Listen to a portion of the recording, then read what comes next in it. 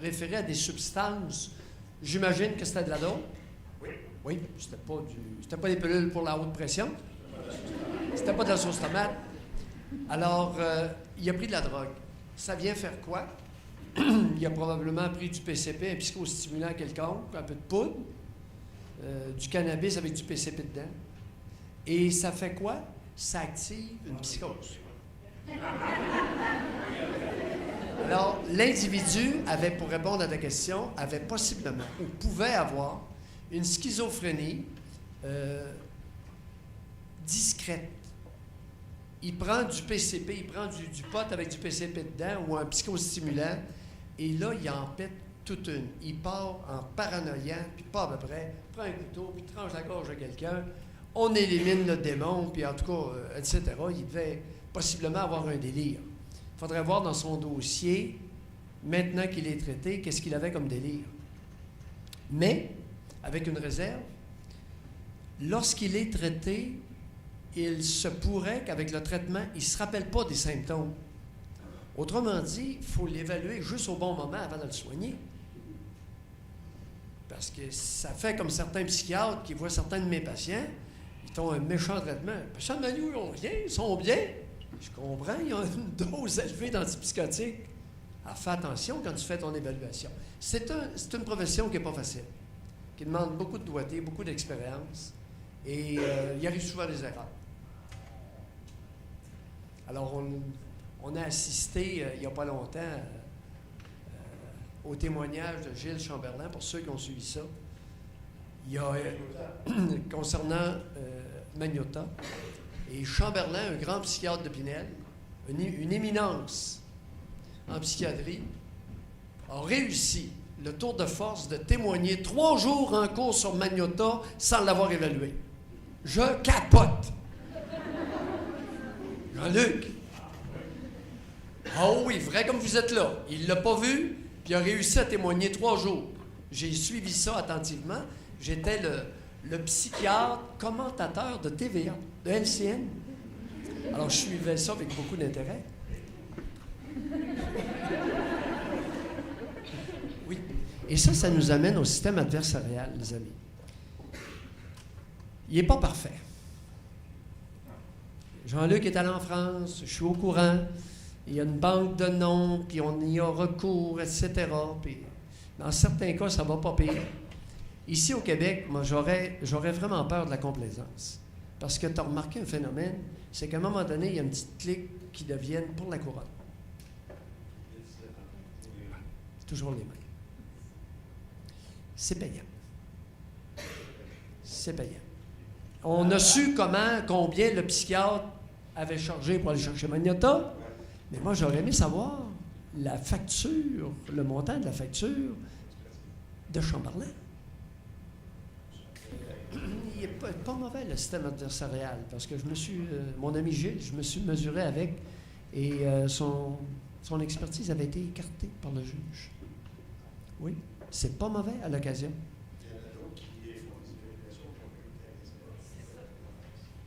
Oui, ça peut arriver. Ça peut arriver.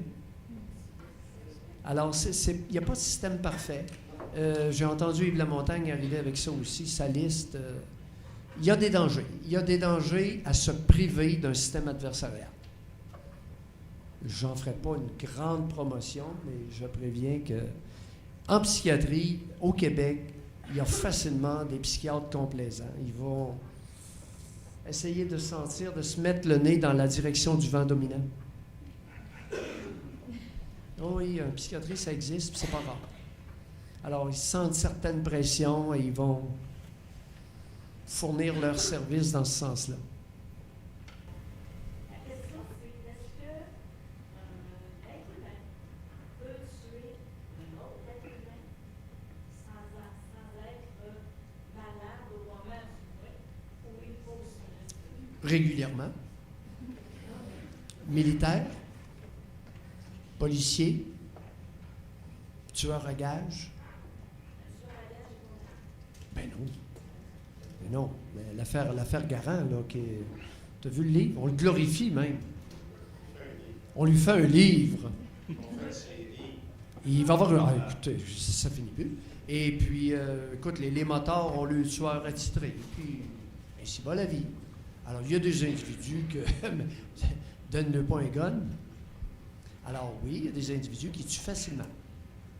Ça nous sécurise tous que de penser que pour dire un geste ultime comme celui-là, il faut être malade. Et qu'ils le sont tous. On a des soins. C'est pas sécurisant de penser qu'ils sont malades si on ne les soigne pas. Moi, je pense qu'on n'a pas besoin d'être malade. Non, c'est pas. C'est une question que je pose.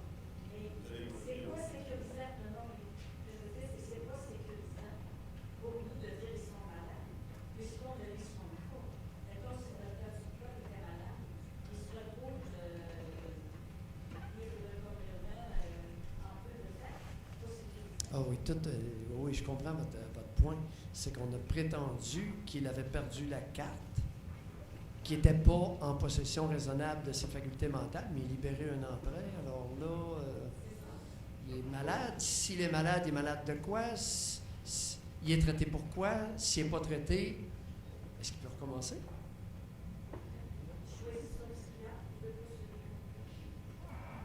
Tu sais, la donnée statistique est intéressante ici, là.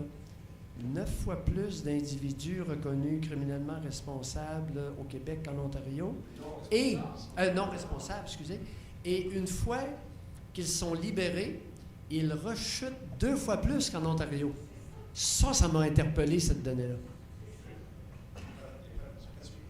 Et le suivi.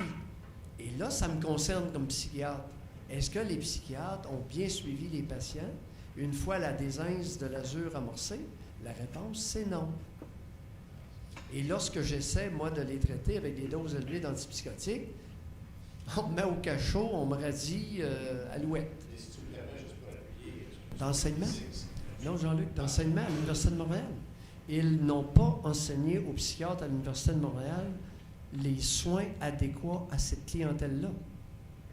L'utilisation adéquate des antipsychotiques, qui peut vouloir dire, dans certains cas, d'augmenter beaucoup la dose. Je reviens avec ton point, les pilules. Tu as raison. Lorsque la condition est sévère, pour beaucoup de cas, on ne leur fait pas confiance. On leur donne leurs antipsychotiques intramusculaires à chaque 2 semaines. Alors, c'est toute une philosophie de traitement qui n'a pas été enseignée à l'Université de Montréal avec la désince. McGill avait toute une longueur d'avance là-dessus. Et ça s'est pas dit. Et quand je l'ai dit, bien, ça m'a valu lire de certains de mes collègues. Bien, ça dépend pourquoi, là. Pour traiter la schizophrénie, ça prend une dose bien ajustée d'antipsychotiques et à sa face même, il est mal ajusté. Bon, ça, c'est un point. Après ça, il y a l'individu à aider, dépendamment de ce qu'il est et des symptômes résiduels de la maladie. On peut améliorer beaucoup un individu dans sa schizophrénie. Il peut demeurer certains symptômes et l'individu peut demeurer avec une autonomie et un fonctionnement quotidien diminué. Et là, peuvent intervenir des travailleuses sociales pour aider l'individu ou bien des foyers de groupe, etc. C'est du cas par cas. On ne peut pas établir une règle, un protocole, dire on va passer tout le monde. Non, c'est pas comme ça que ça fonctionne. Parce que la schizophrénie, c'est une maladie qui est très particulière. C'est jamais tout à fait la même chose pour chaque cas. Autant au niveau du traitement, des interventions, etc. Ça peut arriver, mais c'est très rare. Ça peut arriver et c'est quasi délirant. Alors, dans les cas d'hommes qui assassinent les enfants des conjoints, généralement, c'est des cocus pas contents. Ils sont furieux. Elle a un autre homme dans sa vie et l'accouplement leur déplaît énormément. Ils ne sont pas capables de vivre avec ça dans leur tête. Que ces organes génitaux-là qu'ils ont possédés ne leur appartiennent plus, ça ne passe pas. Pour une femme, très différent. Non. Pas beaucoup d'hommes qui parviennent à ce point-là aujourd'hui. La femme qui assassine ses enfants, ce que j'ai vu, ce que j'en sais, c'est que généralement, elle souffre d'une psychose ou elle est déficiente intellectuelle. Et j'en ai eu à évaluer. Oui, j'en ai eu une en 1987, particulièrement. C'était très touchant parce qu'elle avait été internée à Pinel et c'est Volverts qui l'avait évaluée. Et moi, je suis allé l'évaluer à Pinel pour la défense. Alors, c'est un bel exemple, ça, de contexte adversarial. Volverts travaillait pour Pinel. Puis il avait une bonne réputation. Il l'avait vu. Puis il avait sorti toute une explication psychodynamique du geste. Elle avait incendié sa fille, tué sa fille. Puis moi, je suis allé la voir, puis je lui ai demandé de me raconter pourquoi. Qu'est-ce qui est arrivé? Ah, ben, elle dit, mon frigidaire a pété, puis elle dit, moi, j'ai décidé de m'en aller au ciel. Ah oui? Oui. Et puis, oui, j'ai dit, qui plus est? Ah, ben, elle dit, mais encore. Elle dit, ben là, je suis allé chercher du gaz au coin, puis avec sa petite fille par la main, avec un petit galon, ils sont revenus, puis là, ils se sont couchés toutes les deux dans le lit, puis elle a bien arrosé tout ça, puis elle sacre le feu là-dedans. Parce que, pour aller au ciel, elle avait vu à la télévision qu'il fallait mourir. Tu savais pas ça, toi, hein? Il faut mourir pour aller au ciel. Hey, elle me raconte ça.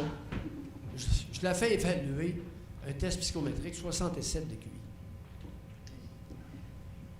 Bon, 67, elle a été reconnue non criminellement responsable à cause d'une déficience intellectuelle que Volverts avait raté complètement. Il ne s'était pas rendu compte. Je vais te répondre par une petite anecdote personnelle. Un de mes amis, avocat à Trois-Rivières, à un moment donné, il part, s'en va à Saint-Alexis-des-Monts, et il rentre avec son Jeep, son 93 dans le lac. Dans un lac. Puis là, il sort, puis il s'en va à pied. Puis il est tout mouillé, c'est en été, il est tout mouillé. Alors quelqu'un le ramène à Trois-Rivières. Et je le vois, je le rencontre. Il dit, il y avait des petits bonhommes rouges qui me poursuivaient. Puis j'ai réussi à me sauver.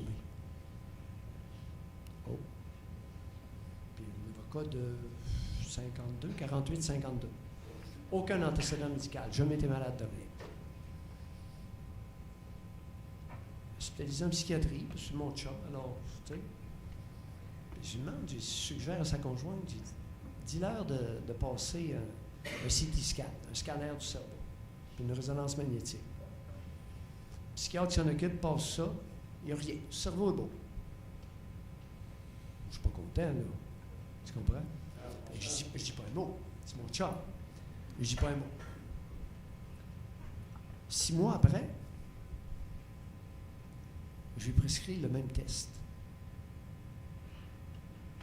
Résonance magnétique, plein milieu du cerveau, balle de golf. 1 an et demi après, il est mort.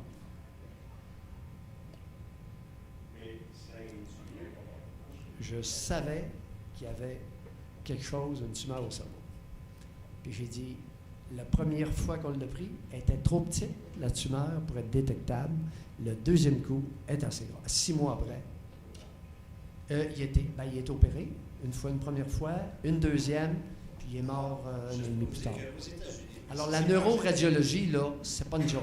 Non, c'est pas une joke, mais c'est pas accepté encore dans le tribunal Ah, ici, moi, écoute, j'ai eu plusieurs cas, Jean-Luc, où je me bats pour ça. Quand c'est ça, mais c'est pas encore